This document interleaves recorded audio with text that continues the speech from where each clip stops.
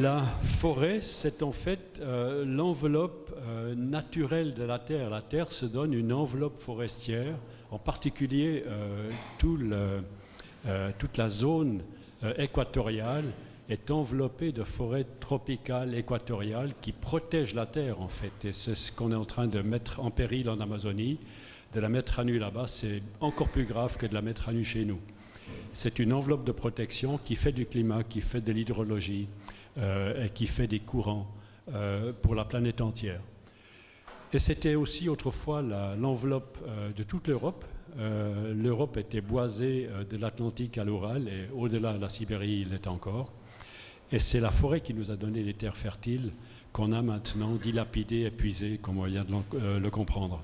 Et un des éléments essentiels de ces forêts fonctionnelles, de ces forêts naturelles, qu'on peut observer dans les forêts protégées naturellement dans leur dynamique, c'est que c'est toujours des mélanges. On n'a jamais en foresterie naturelle des monocultures. C'est extrêmement rare.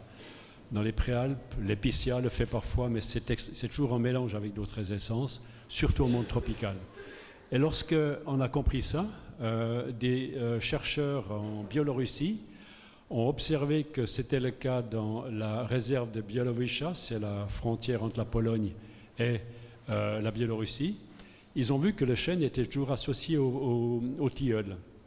Et là, ils ont fait des essais intéressants. Ils ont planté, pour voir ce que ça donne, le chêne à l'état, le tilleul en monoculture, espacement donné, le chêne en monoculture, et ils ont observé, après un certain nombre d'années, quelle est la hauteur du tilleul, quelle est la hauteur du chêne, et ça c'était la référence 100%. Et ils ont essayé de voir ce que ça donne si on imite la nature. Ils ont mélangé le chêne et le tilleul, comme c'était à quelques dizaines de kilomètres, ou quelques centaines.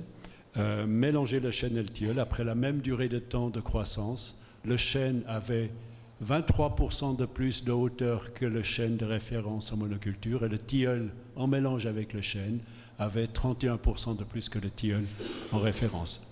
Un essai incroyablement simple qui montre à quel point la nature fonctionne. C'est des chimies qui se complètent, c'est comme en cuisine. On ne fait pas une salade en mangeant d'abord la verdure, ensuite on boit le vinaigre et ensuite on ajoute le sel. On mélange, c'est comme ça que ça marche.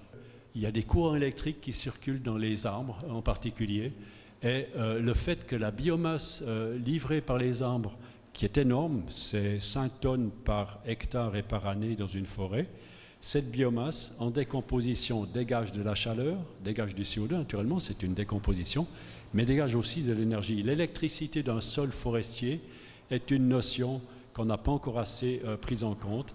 Autrefois, on pratiquait l'électroculture, on va s'y remettre, mais grâce à des systèmes naturels, c'est des sols qui sont naturellement alimentés aussi en énergie électrique.